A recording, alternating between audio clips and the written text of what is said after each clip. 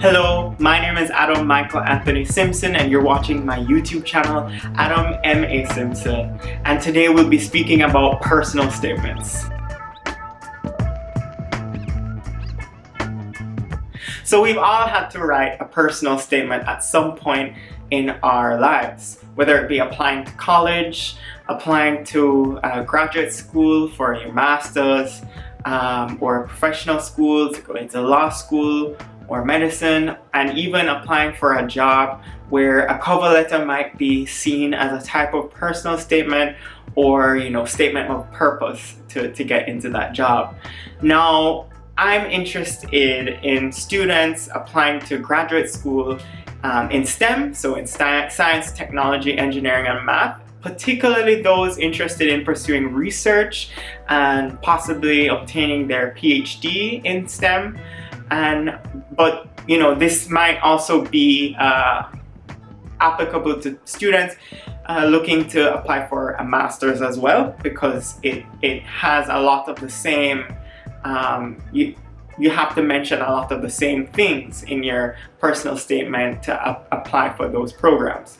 So I'm just trying to give you an organizing principle, or just a heuristic as to how to approach writing your personal statement, and I hope you enjoy and find this information useful.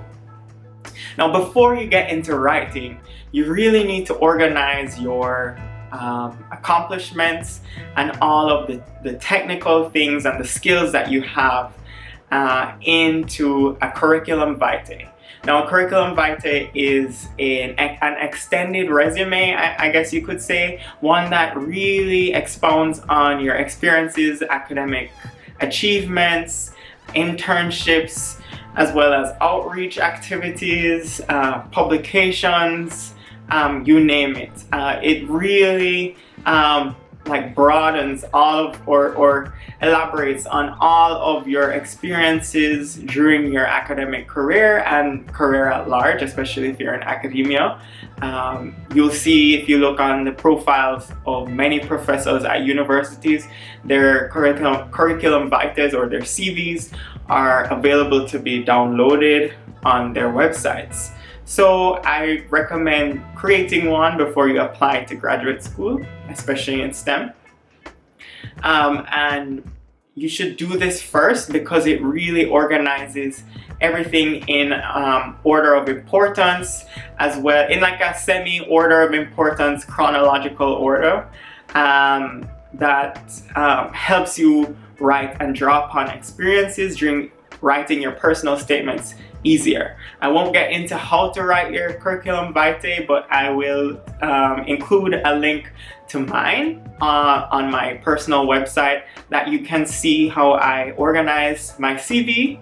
I spent a lot of time. It took me about 3 weeks to edit and perfect the grammar, perfect the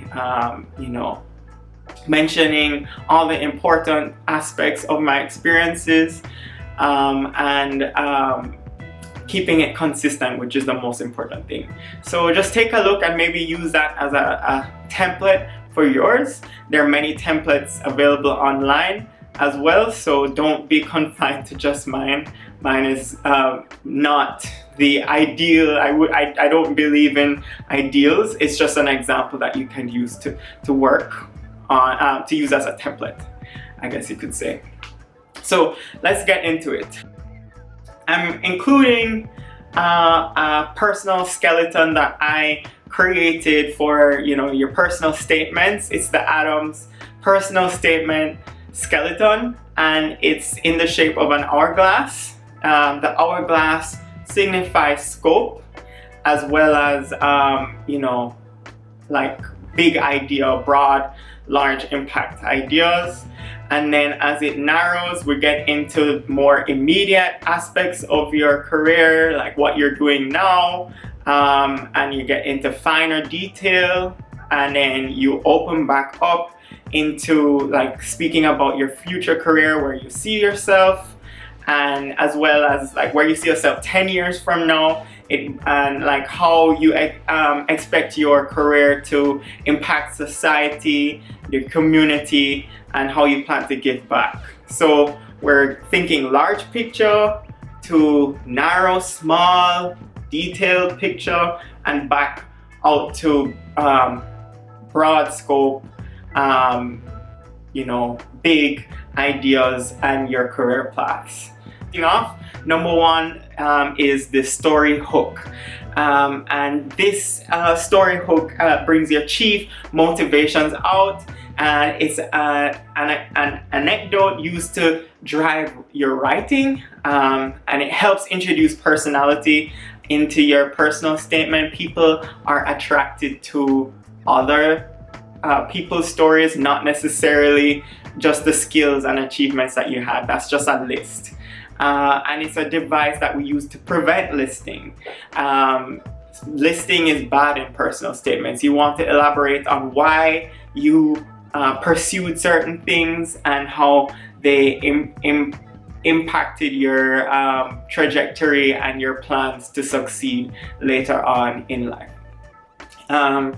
Going into section 2, what is your current position and experience?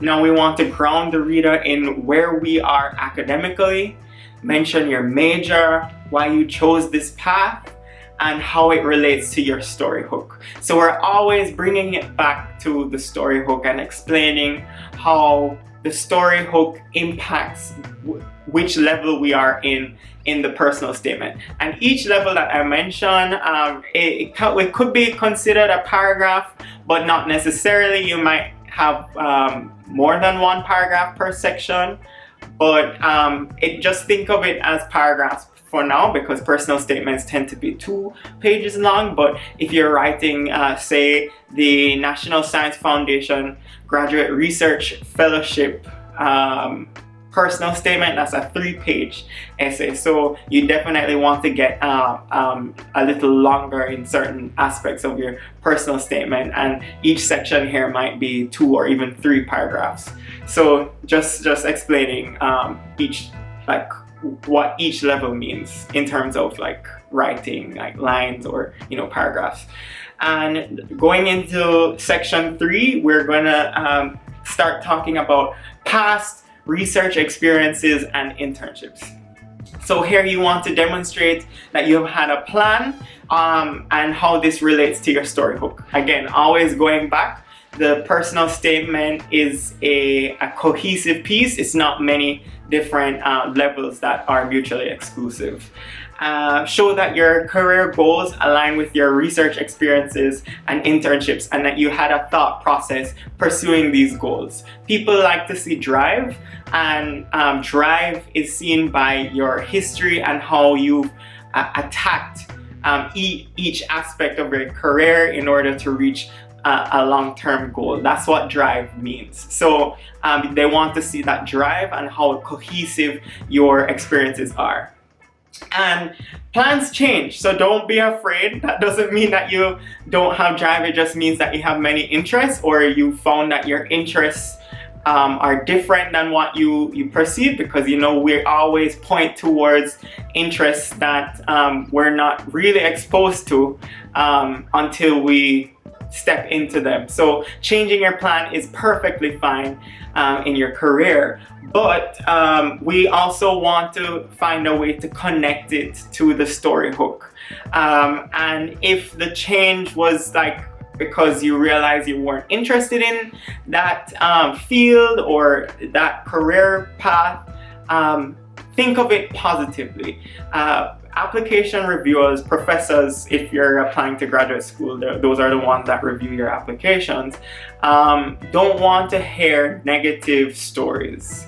And if it is a negative story, they want to hear what positives you got out of that negative aspect of your life, because downers kind of detract people from the person, and just they're going to associate that trauma with you and experience that trauma while reading that personal statement. And I actually got this advice from a reviewer that worked at the NSF, that's now a professor, and they said try to always bring positives out in your personal statements and leave out the negatives. They're not saying that these experiences are not important, but not necessarily important, but I should say important to defining who you are, but it might be detrimental to the outcome of whether or not you'll get into the school or get the fellowship you're applying to. So always keep things positive. All right, and also show commitment in your new goals if your plans changed. That's the last section, aspect of part 3, or level 3 of the personal statement skeleton. Now getting into part 4, which is talking about your current research and experiences. Show you're working towards that plan. Again, going back to the story hook and how it relates to your career goals. Show that you're working towards that plan and how your current research and current experiences relate to that long-term goal. Again, alignment with current research to that long-term goal, as well as skills that you're currently obtaining that makes your career goals achievable and align with your story hook. So just again, always bringing it back and grounding the reader in who you are and what you want in your career, and just keeping every aspect of this personal statement cohesive and part of a whole. Going into section 5, skill development synthesis. So after explaining all of your past and current research experiences, you want to get into how all of those experiences made you have all the skills necessary to make this goal of being in this academic institution for your graduate degree achievable. What skills do you currently have that will make the professors reading your application want to have you in their program or working in their labs, because they realize that you have the skills necessary to work under them and produce good research, or produce a good student looking for a job that will make the program look very excellent and very, very good and useful to society by like reputation. You should not be afraid to speak about your achievements. Expound as much as possible. People who are successful are not afraid to tell people of what their skills are. I'm not saying that you should be arrogant, because very wise people know that they don't know everything.